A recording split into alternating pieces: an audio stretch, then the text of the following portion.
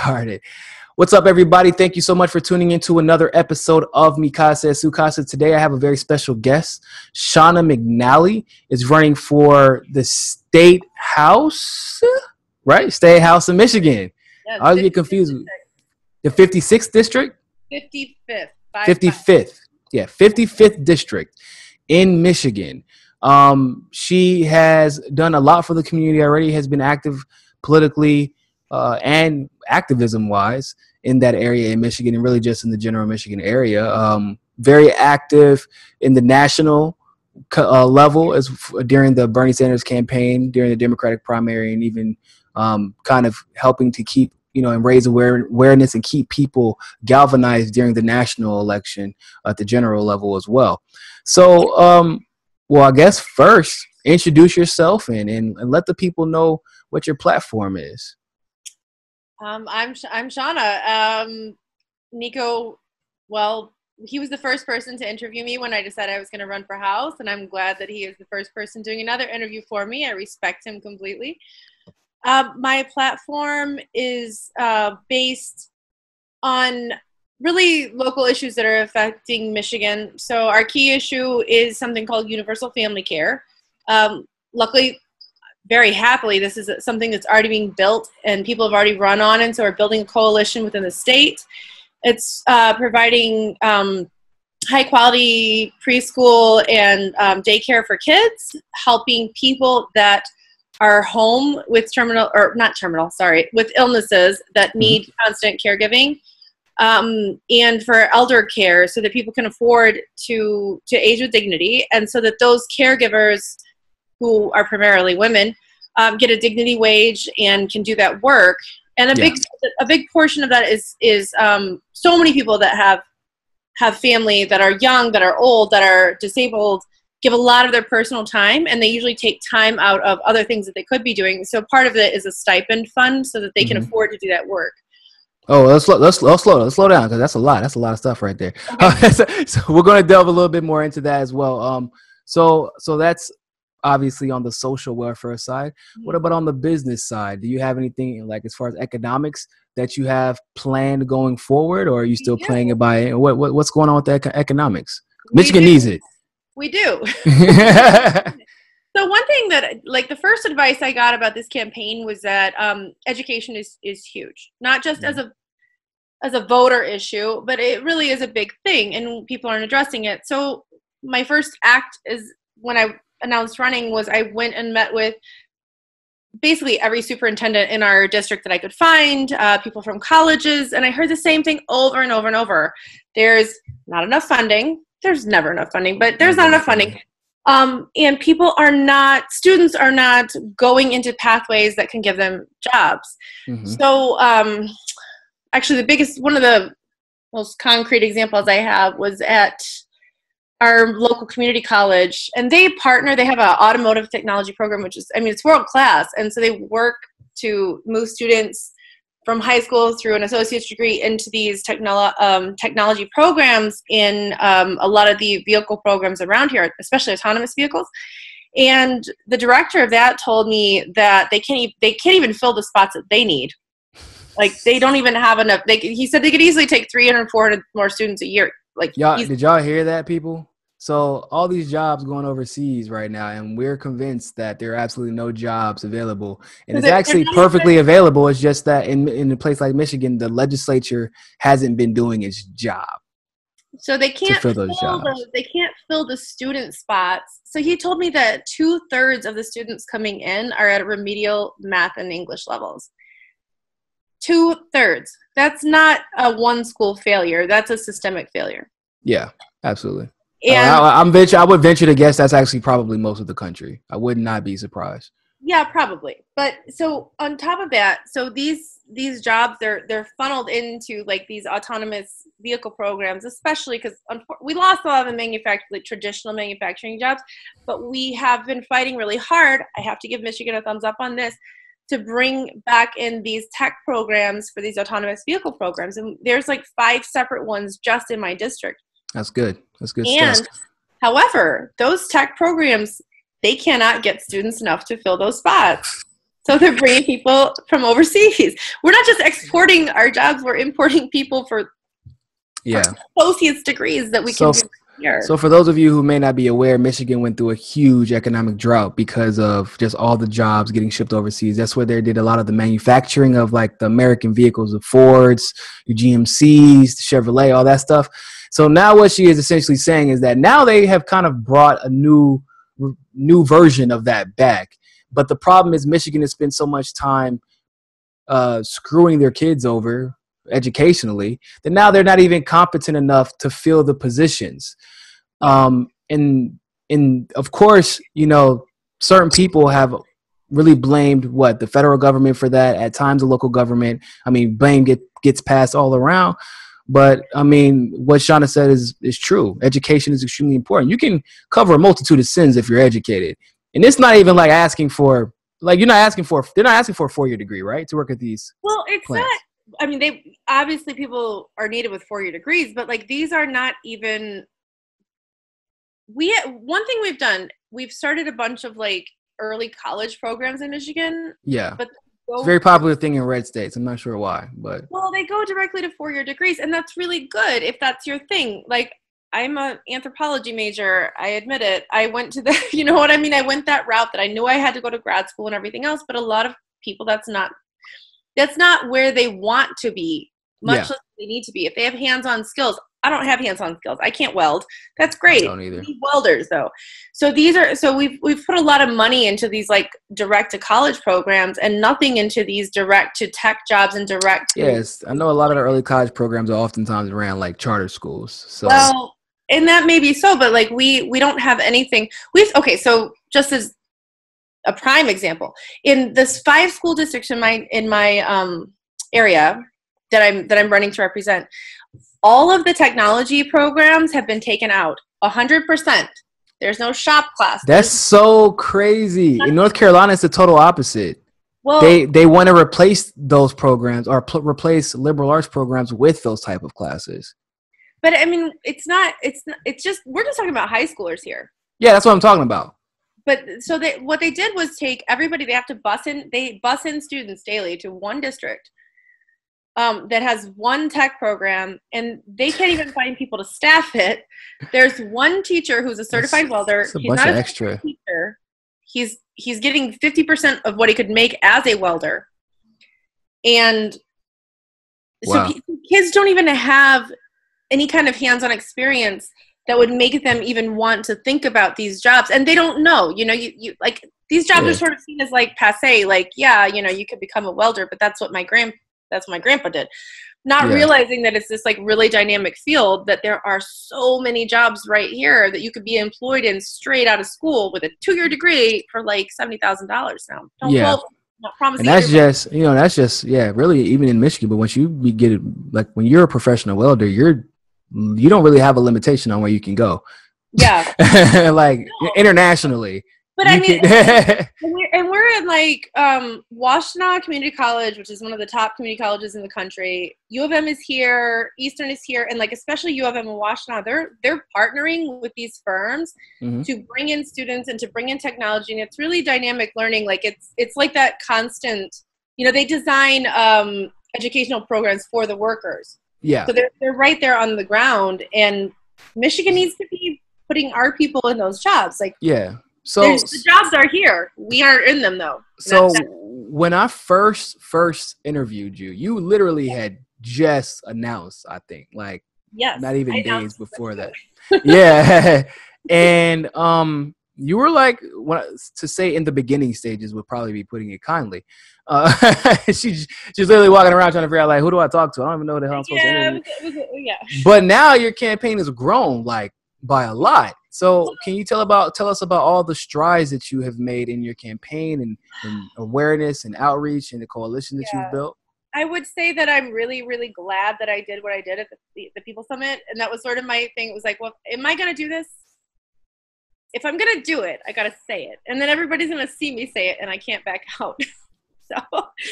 So it's good logic. Yeah. So I spent the summer and the fall, coalition building and a lot of that. Like just, we had local midterm elections in the fall. So I actually tried gathering signatures, and everybody just thought I was really late to the ballot. So they didn't know what I was doing. They're like, why are you here in October trying to get on the November ballot? It's like, no, that's not what I'm doing. But so I worked with grassroots networks, with causes that I believe in, big time with education, immigrants' rights, like healthcare for all, and got into the ground up building of these platforms. And that, like, I built that network. So now we're here. So now we have that network, and that's great. That's really good. But now we are building from the network to ground game, to outreach, to voters, Yeah, And I mean, a lot of progressives don't have the ground game. They have the passion, but the ground game, it's hard to get a ground game if you don't have coalitions. well, So, that's what one thing we do know in Michigan is we were that big heart of that Bernie Sanders push, and what we did worked, and what we did was talk to people, and that's exactly what we're doing. So the people that I'm working with are, they don't only bring like an endorsement, they bring people to knock on doors, sometimes hundreds of people. Yeah, that's a real code. That's called grassroots. I know a lot of people forget that that's how people used to win elections. Yeah. But it still exists, and Michigan is definitely one of those. For those of you who don't remember, Michigan, believe it or not, was supposed to be just very definitively given to Hillary. Like, people almost wrote that off. We didn't give her anything. And it was the total opposite. They literally took everything from her. They beat her in the primaries, and then they remembered what she did during the primaries, and they did not vote for her in the general election either. First time Michigan went red in, 2 decades? Almost 3 decades? Reagan or something like that. Yeah. They were not happy. But it took a special coalition. Yeah, exactly. I wasn't surprised either. People were, though. If you hadn't been paying attention that whole time. But I'm like, this coalition that they built at the grassroots level was impressive, because they turned inadvertently, so I don't want to say turn the blue state red, but they had enough people involved that everybody remembered what happened. Oh yeah, essentially. You know what? This is my thing. Michigan was just a write-off state, was unimportant for so long. No one cared. Like, we lost all our jobs in NAFTA. No one cared. Nobody cared. Nobody even knew. No. And this election, I feel like in 2016 was like, you're going to listen to us again. Yeah, or you're going to pay the consequences. You're going to pay. This is the reason, because, like, we have this kind of, it's a war all over the country. But, like, this, within Michigan, it's especially pronounced, of this, like, old guard Democrat and new wave Democrat, or progressives, or whatever you want to call them. And I feel like we are really at that center where, like, you needed to listen to us in 2016 and you didn't, and you paid the price, and you really, really need to listen to us in 2018. Yeah. So speaking of which, and I don't want to get too much into national issues, but is it difficult for you when campaigning to try to navigate around that national conversation? And because I know it comes up. I mean, when I canvassed for the Working Families Party, somehow, and it was like in the area where it was like definitively at that point going to go to Trump. But somehow the conversations always got caught up, because, weirdly enough, as we always find out, somehow a Bernie supporter always ends up as a Trump supporter. It's a very popular thing. But it's hard to navigate those conversations. So I'm interested, how do you have you had a lot of trouble navigating it, or just kind of like sticking to the issues really solve a lot of that problem? It's more about sticking to the issues. Like, I think that most people would think like they'd say exactly what I was just saying. It was like, we had a really big problem in 2016. And I know a lot of people that are motivated to run for a whole lot of elections because of that problem. Mm-hmm. Not because they are super anti-Hillary, but just like, they just see the mismanagement. And it was like, we had a people's voice and we just totally ignored it.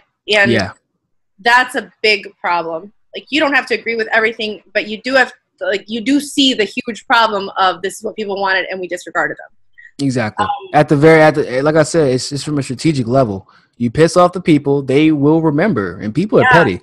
Like, we're petty by nature. No, but I mean, I got to give the shameless plug. Like, if you go to my website, votemcnally.com, vote, VOTEMCNALLY.com. You can register there to volunteer, emails on there, and donate. And I know we still need the donations. Like, we still need the donations because we can't build that. No super PACs, people. None. So she needs it. I don't know how to craft this message, but I want to get it across. Everybody wants better politicians. Like, everyone. Whether I'll craft it for you. Hey, if you want a future, you need to invest in it. And if we're going to say we don't want people to take super PACs, then we need to invest in those progressive candidates who do not take super PACs. Right. See, you've got to. See, I'll say it because I'm an asshole and they're used to it here. So you can. No, that's good. That's good. But it's true. Politicians, but nobody wants to give anything back to them. It's like, we can't get there without your help. I hate to break it to you all, and as capitalist as this may sound, you get what you pay for, and even with politics. Bernie didn't get as far as he did without any money. Like, he did well, but he got put over the top because people finally started investing because they saw potential in him. But I mean, once you vet a progressive candidate, they meet all your they meet all your your litmus tests, as you all have so many of them. Then donate to them. $5, $10. You're gonna buy a damn double cheeseburger meal anyway. That's $5. So donate that towards somebody that can make a change in their community, because really we need a bunch of micro changes in order for us to find that change that we need at the national level. In case y'all haven't noticed, education has become a point of national security. This isn't even an exaggeration. This is real life. People don't know. People think, like, for right now, most of the world probably doesn't even know that Michigan has a viable job creation plan, and they're losing it because of education. And people like Shauna are running to make sure at the local levels and the state levels to make sure that they are pulling their weight in their state, so that when the Republic has to make joint decisions like who to vote for, who to hold accountable and things like that, people are educated, people have jobs, and they're not worried about how to put food on their plates versus keeping up with their politics, which affects not only their lives but everybody else's. So donate, go donate. I'll post the link to her website in the description below. Thank you so much for coming on, Shauna. I appreciate it, and I wish you luck on your race. Look forward to talking to you again soon. Oh yeah, definitely. Thanks for coming on. Thanks for everybody watching, and always remember, find your balance. Peace. All right, so we actually have Shauna McNally's son, Max, who is very politically active in South Michigan as well. I've met him at the People's Summit. Guy is very bright, and he's actually taken on a very intricate role within his mother's campaign and within the community as well. You want to go ahead and let everybody know what you've been doing as far as trying to essentially bring the issues that affect people your age into your mother's campaign. Okay, so hey guys, I'm Max.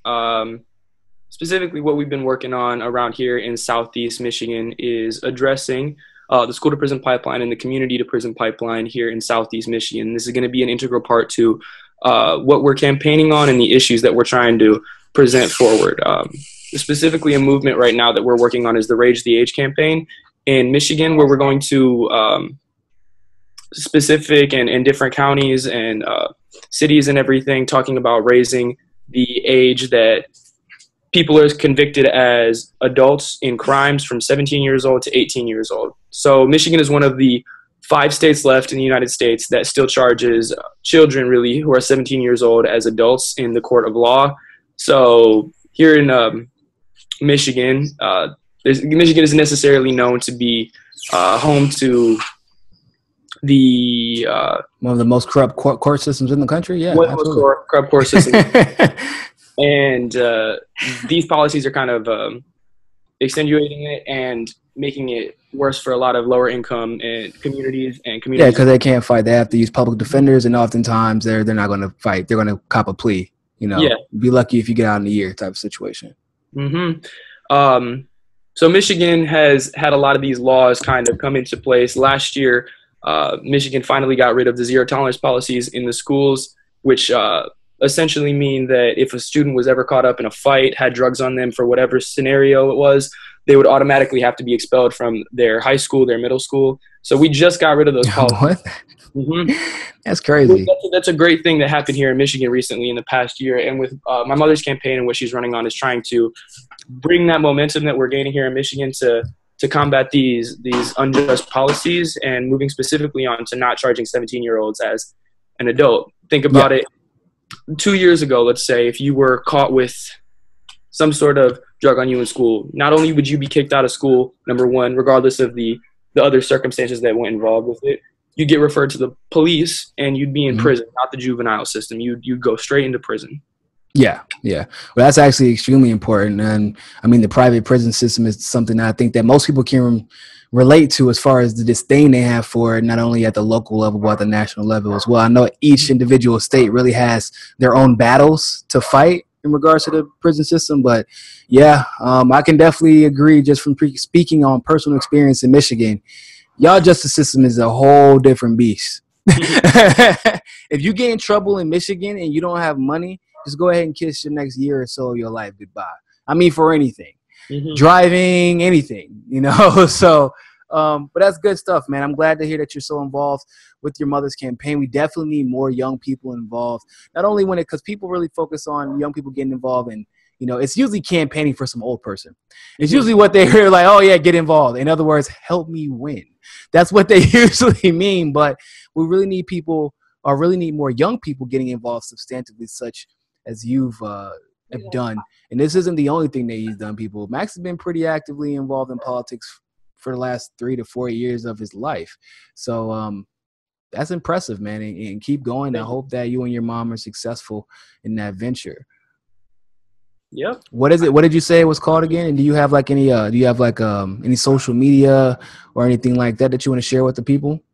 Not everything is up specifically yet, but if you type into Google the Raise the Age campaign in Michigan, this should pop up with some information about what we're doing over there. And do you have a Twitter or Facebook that you want to share with anybody else that you do a lot of your political activism on? My main social media. You can follow me at just like an 18-year-old. Instagram. How vain. Anyway, go ahead. Give them what you get. S.Max McNally. So, got you. All right, man. Thank you very, very much. I appreciate it. Appreciate you coming on. Keep working hard. Hearing what I have to say.